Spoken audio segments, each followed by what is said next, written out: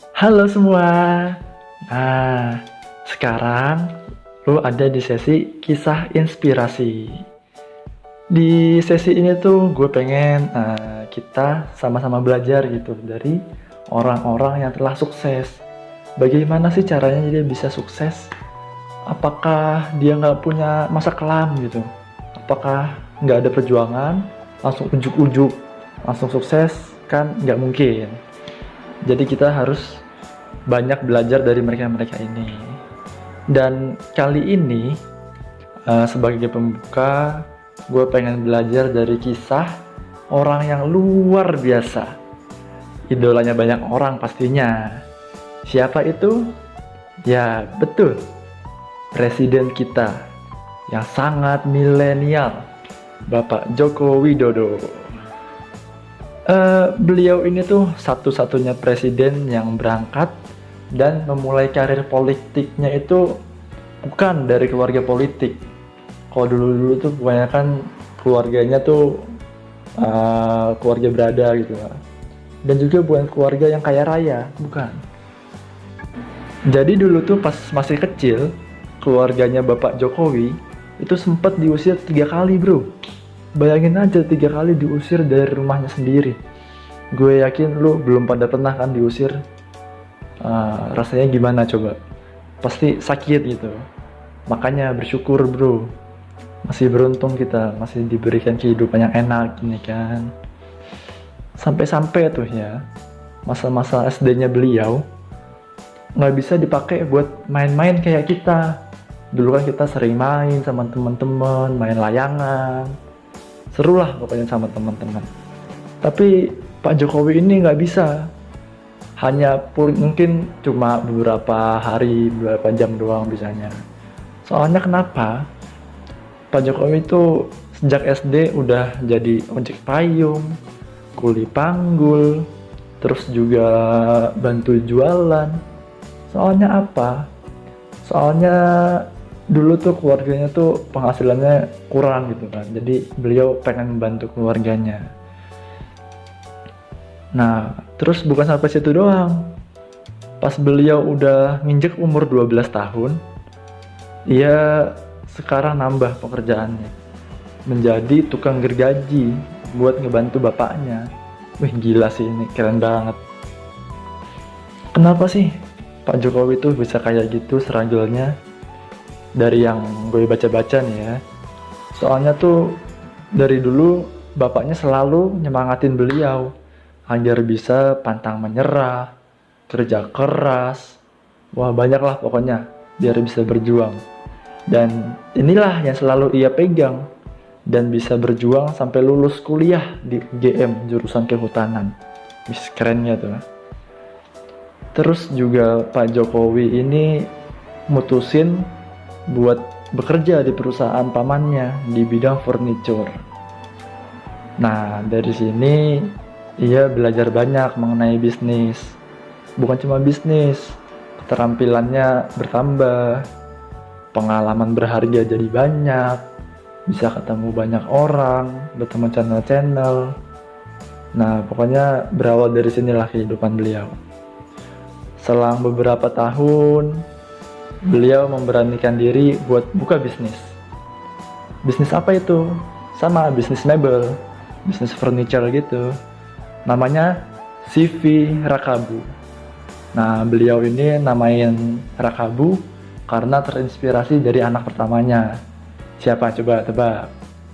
Iya, betul. Gibran Rakabuming. Tapi bisnisnya ini nggak berjalan mulus, bro. Malah sempet nih ya, sempet hampir bangkrut coba. Hampir bangkrut gara-gara ditipu oleh kliennya sendiri. Pas udah ada yang mesen nih kliennya, terus dikirim sama beliau. Taunya dikirim doang, tapi duitnya nggak dikasih ke Pak Jokowi. Kan jadi bangkrut gitu, kasihan. Tapi dia setelah itu bukan memutuskan untuk menyerah gitu. Gue gagal kayaknya nih di bisnis gue mebel, gue udahan nggak kayak gitu. Dia tuh malah pantang menyerah, nggak mau takluk dengan kondisi.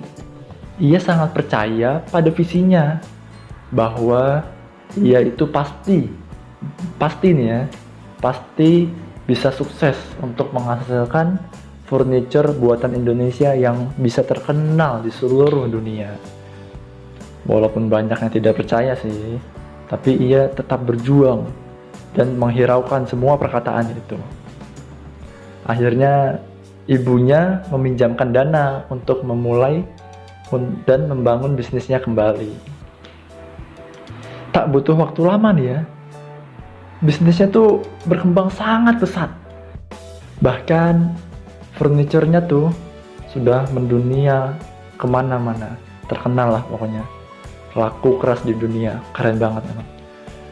Nah, ketika itu ia melakukan perjalanan ke Eropa sekalian buat bisnis itu kan, dan dia melihat di Eropa tuh betapa dahsyatnya infrastruktur di sana. Dan yang kerennya di sana tuh infrastruktur bisa membangun keadaan rakyatnya gitu. Dan mulai dari situlah ia memutuskan untuk suatu saat tuh dia pengen berpolitik, untuk bergabung dan bisa mencalonkan diri sebagai wali kota Solo. Soalnya tuh dia punya cita-cita ingin membangun Solo gitu, menjadi kota yang besar dan menjadi panutan kota-kota yang lainnya. Akhirnya ia berhasil menjadi wali kota Solo. Wih, keren. Dan dia berhasil membangun kota Solo dan bisa menyalurkan hasratnya ini untuk membantu banyak orang. Ya, pokoknya membantulah, bisa membangun, membuat Solo itu keren. Tidak puas sampai situ doang, ia masih mau lebih lagi.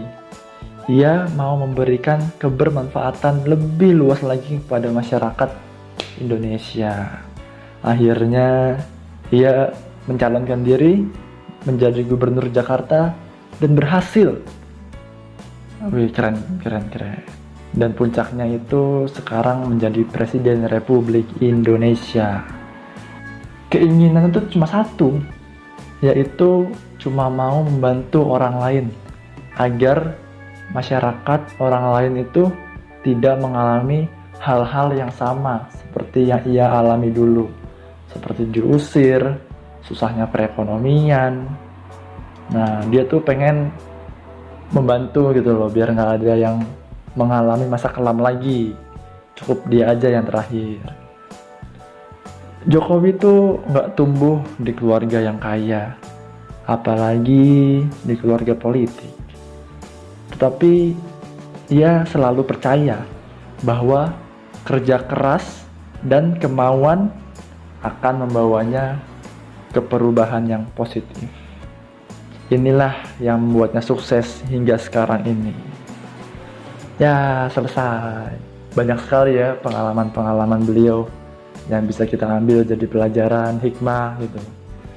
Semoga ini bisa menginspirasi. Dan sebagai penutup nih, terakhir. Ia pernah berkata, tidak masalah dari mana Anda memulai. Yang terpenting adalah impian dan tekad Anda untuk melakukan lebih banyak dan lebih baik untuk menjadi yang terbaik. Jadi intinya tuh harus selalu mempunyai impian dan tekad yang kuat. Oke deh, segitu dulu dari gue. Semoga bisa menginspirasi ya. Bye bye. See you in the next podcast.